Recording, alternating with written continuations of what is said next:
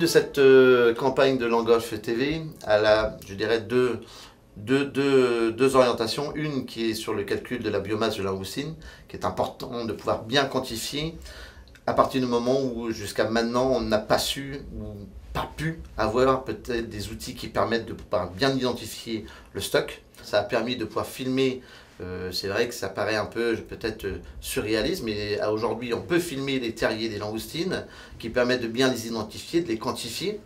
Et derrière aussi les professionnels qui eux viennent apporter leur soutien en termes de pratiques de pêche. Cela a permis de pouvoir, en mettant les deux connaissances professionnelles et scientifiques de la pêche, de pouvoir déterminer le stock de biomasse de langoustine, mais surtout de pouvoir le faire valider auprès des instances scientifiques communautaires internationales et auprès de la Commission européenne. This method does not require us to age nephrops because current stock assessment methods require aging of the population, and as you know, we cannot age the nephrops, even though currently there are some research avenues into this very important area. The TV survey method takes a snapshot of the population at a certain time of year in a certain place, and it is a direct abundance method. And as a result, it is more robust, we feel, than trawling surveys, because trawling surveys, if you do not trawl at the right time of day, such as dusk and dawn, you will not catch a good rates of nephrops. So the TV method eliminates problems with trawling surveys, we feel. Trawling surveys are important though, as they do provide us with information on the population structure of the stock. Because it's the Marine Institute has used the underwater TV survey method 13 years ago on the Aran grounds first. That's when we started. Then we progressed to the Irish Sea, and now we also survey the Porcupine, Labadee, Jones and Coburn, and the Smalls Nephrops ground using this method. So many years, several years. And it was brought over by Dr. Colin Lorden because he went to Scotland to the Marine Lab as they had pioneered this technique there first. For this method, you need a very good estimation of your area, the area that you're surveying. So through sediment maps, through VMS integrated with Nephrops logbook data, you need to analyse exactly how big the Nephrops mud patch is.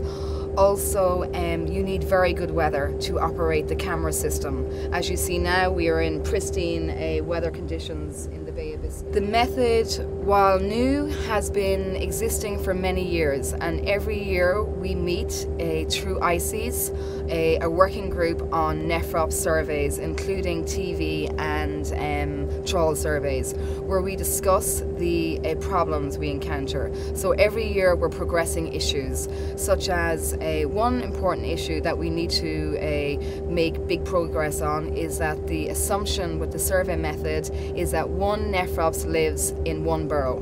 So this is just the assumption for the method, and we need to look at this assumption and see is it true and valid. But for the moment it is a conservative estimate and we are satisfied with it. It is not possible to survey every square metre of a big ground such as the Labadee, which is 11,000 square kilometres, or Bay of Biscay, which is roughly 10,000 square kilometres. So the science is to sample with regular intervals on a station spacing of roughly 4.5 nautical miles. Every TV track we travel around 200 metres. We know the field of view of the camera is 0.75, so we work up the area of each individual TV track. And then the densities that we get, the numbers per metre squared, we extrapolate that to the whole area of the ground. So we are satisfied that the survey design reflects, the station spacing reflects the underlying densities and fluctuations. So this, we have done for other grounds where we, for example, the Porcupine is a 6-mile station spacing, and here it's 4.5. So we are very satisfied that a survey design is a more than fit for purpose. Sur le bateau, je suis chef de mission pour la campagne Langolf TV. Donc, mon travail consiste à organiser tous les quarts, le travail du bord et aussi à assurer la coordination avec les bateaux professionnels qui nous accompagnent. Donc je vais dire au Sanaga de commencer peut-être par là. Le travail à bord, il est divisé en quarts. On est 3 équipes qui travaillons en binôme, 24 heures sur 24, avec acquisition des vidéos pendant 10 minutes.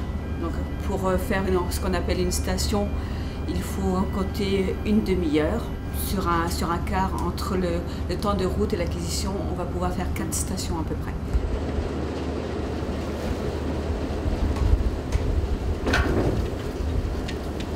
Donc là, on a planifié 160 stations vidéo, c'est-à-dire à raison d'une par heure, ce qui était une bonne moyenne dans des très très bonnes conditions, pas de houle, pas trop de vent, etc.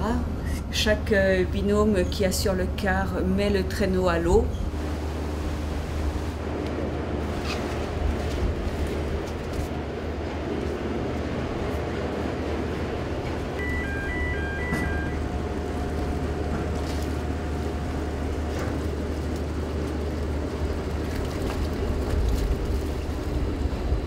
Une fois qu'il est au fond, bien stabilisé, on enregistre la vidéo, la position du navire et la position du traîneau. Au bout des 10 minutes, on remonte tout ça.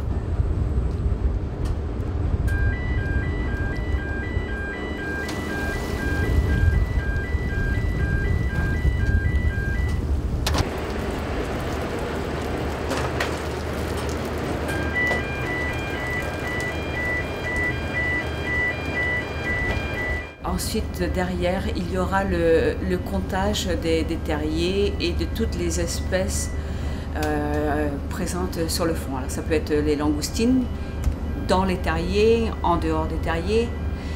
Ça peut être des galatées, ça peut être des poissons de fond, genre cardine, grondin, merlu, lotte, mais aussi des céphalopodes. Chaque station est lue 2 fois, 2 personnes différentes lisent dénombrent les terriers de langoustines.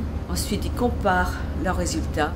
Si les résultats sont très proches, dans ce cas, on valide la lecture.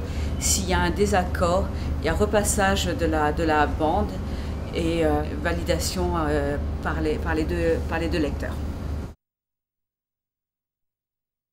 Le but de la campagne, le but premier, c'était de voir la faisabilité de cette méthode dans le Golfe. On ne savait pas ce qu'on allait avoir comme environnement, comme paramètres. Et là, les conditions météo sont vraiment excellentes. On ne pourra jamais avoir mieux.